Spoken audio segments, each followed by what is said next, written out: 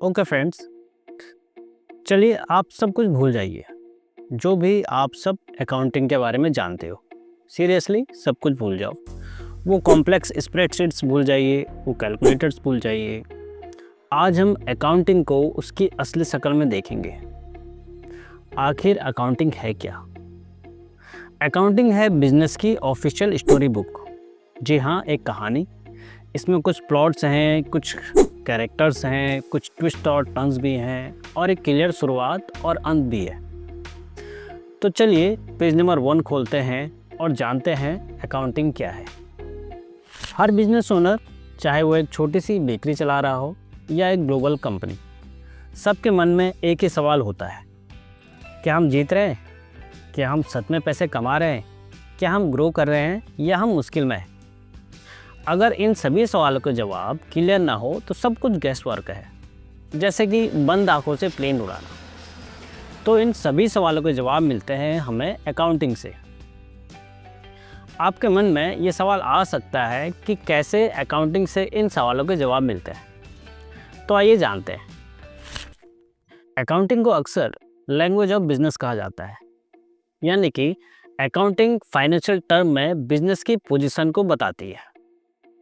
इसके लिए अकाउंटिंग को 6 स्टेप से होकर गुजारना पड़ता है, या ये कहें कि पूरी कंपनी की फाइनेंशियल स्टोरी 6 स्टेप्स में लिखी जाती है।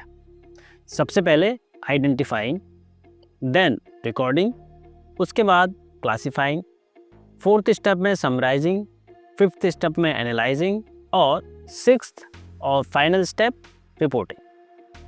हर स्टेप हमारी किताब का एक चैप्टर है। चलिए एक एग्जाम्पल से इस पूरी प्रोसेस को समझते हैं। इमेजिन कीजिए एक लोकल बेकरी है और आज सिर्फ एक चॉकलेट केक सेल हुआ है। हम उस एक सेल को पूरे 6 स्टेप साइकिल से गुजरते हुए देखेंगे, कैश रजिस्टर की एंट्री से लेकर फॉर्मल फाइनेंशियल रिपोर्टिंग तक। यही हमारा रोड मैप रहेगा, यानी कि इवेंट यानी सेल की शुरुआत, फिर उसे लिखना, उसे ऑर्गेनाइज करना, समराइजिंग करना, मीनिंग निकालना और आखिरी में रिपोर्ट पब्लिश करना। स्टेप 1 है आइडेंटिफाइंग, मतलब फाइनेंशियल इवेंट को पहचानना। ये वो पहला मोमेंट है जब कोई इवेंट बिजनेस की फाइनेंशियल पिक्चर को बदलता है। बेकरी में एक कस्टमर आता है, केक खरीदता है और कैश पे करता है। बस यही वह इवेंट है। हम सभी समझ सकते हैं कि यहाँ एक फाइनेंशियल ट्रांजैक्शन हो रहा है। यहाँ बेकरी की सेल हुई है, मतलब बिजनेस के लिए इनकम जनरेट हुई है और यहीं से हमारी कहानी की शुरुआत हो जाती है। इसके बाद नेक्स्ट स्टेप आता है रिकॉर्डिंग। बिजनेस में जो भी ट्रांजैक्शंस हो रहे हैं उसे सिर्फ मेमोरी में नहीं रखा जा सकता, क्योंकि एक समय के बाद कोई भी उसे भूल सकता है, इसलिए इसे लिखा जाना आवश्यक है। यहीं पर आता है सेकंड स्टेप, रिकॉर्डिंग। ऐसा समझिए यहाँ पर हम अपनी फाइनेंशियल स्टोरी का ड्राफ्ट बनाते हैं। केक सेल कंपनी की फाइनेंशियल डायरी यानी कि जर्नल में लिखी जाती है और ये क्रोनोलॉजिकल ऑर्डर में होती है, यानी कि पहले होने वाली सेल पहले लिखी जाएगी और बाद में होने वाली सेल उसके बाद। मतलब 9 बजे होने वाली केक सेल 10 बजे होने वाली कॉफ़ी सेल से पहले लिखी जाएगी। इससे हमें एक रिलायबल लॉग मिलता है, जिससे कोई भी पॉइंट कभी मिस नहीं होता। इसके बाद थर्ड स्टेप में आता है क्लासिफाई। कुछ देर पहले हमने देखा कि बेकरी में सेल हुई थी और हमने फाइनेंशियल ट्रांजैक्शन मानकर उसे जर्नल में रिकॉर्ड कर लिया। लेकिन ज़रा सोचिए, बिजनेस में इस तरह के कई सारे फाइनेंशियल ट्रांजैक्शन होते हैं, जिनमें sales, purchase, expenses, assets, liability, इस तरह के कई ट्रांजैक्शंस हो सकते हैं। सोचो, डायरी में इस तरह की हज़ारों ट्रांजैक्शंस लिखी होती हैं। यदि इनको सही तरीके से ना लिखा जाए तो एक बहुत बड़ा मैस हो जाएगा। इसलिए सभी ट्रांजैक्शंस को क्लासिफाई करना आवश्यक होता है। सभी ट्रांजैक्शंस को जर्नल से उठाकर लेजर में डाला जाता है। ये ठीक वैसे ही है जैसे नोट्स को अलग अलग चैप्टर के अनुसार अलग अलग जगहों पर लिखना। अब अगर हम ये मान लें कि आज बेकरी में केक सेल के साथ कुकीज़ और कॉफ़ीज़ की सेल भी हुई है, तो ये केक लेजर में बाकी कुकीज़ और कॉफ़ी सेल के साथ मिलकर सेल्स रेवेन्यू अकाउंट बनाते हैं और उसी समय फ्लोर यानी आटे पर खर्च की गई धनराशि इंग्रेडिएंट एक्सपेंस अकाउंट में जाएगी। यानी कि अब कियोस्क से चीज़ें निकलकर एक सिस्टमेटिक ऑर्डर में लिखी जा रही हैं। इसके बाद फोर्थ स्टेप में आता है समराइजिंग।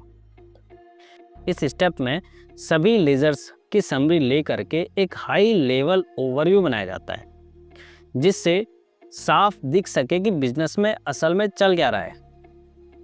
जैसे कि साल भर में कितने खर्च हुए, कितनी सेल हुई, कितना प्रॉफिट जनरेट किया गया। ये एक बड़ा मूवमेंट है।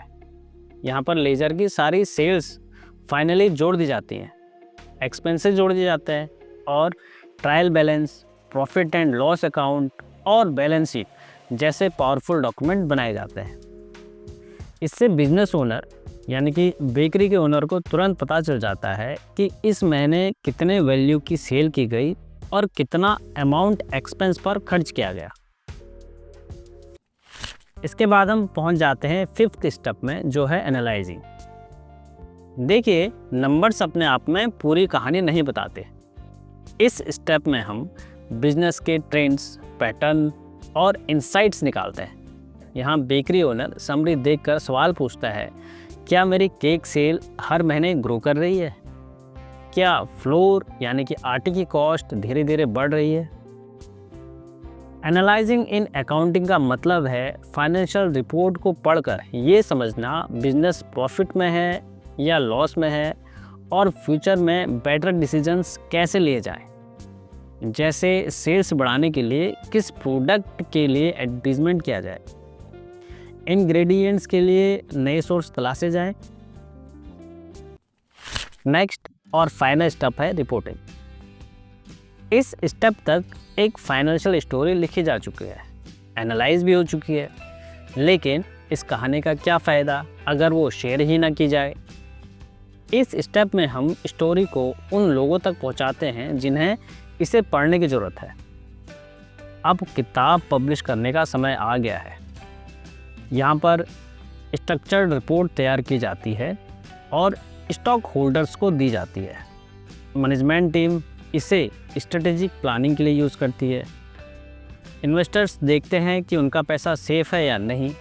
बैंक डिसाइड करता है कि बेकरी को नया ओवन लेने के लिए लोन देना चाहिए या नहीं। यानी कि ये स्टेप ट्रस्ट और अकाउंटेबिलिटी क्रिएट करता है, जो किसी भी बिजनेस के लिए सर्वाइवल और ग्रोथ के लिए बहुत ज़रूरी है। तो यहाँ तक हमने एक सिंपल केक सेल से लेकर के पूरी फाइनेंशियल रिपोर्ट तक की जर्नी देखी। अगर ये 6 स्टेप प्रोसेस ना हो तो बिजनेस सिर्फ कियोस्क में चलेगा, सिर्फ गैस वर्क और बहुत सा रिस्क। लेकिन अकाउंटिंग से बिजनेस को क्लैरिटी मिलती है, रोड मैप फॉर ग्रोथ मिलता है और सभी का ट्रस्ट मिलता है। ये पूरा सिस्टम एक फंडामेंटल सवाल का जवाब देने के लिए बनाया गया है कि क्या हम जीत रहे हैं या हार रहे हैं। तो फाइनली इस पूरे चैप्टर में हमने समझा कि अकाउंटिंग क्या है और इसके 6 स्टेप्स क्या हैं। अगर इस चैप्टर से रिलेटेड कोई सवाल आपके जहन में आए तो आप नीचे कमेंट करके पूछ लीजिए। मिलते हैं आपसे नेक्स्ट चैप्टर में। Thank you.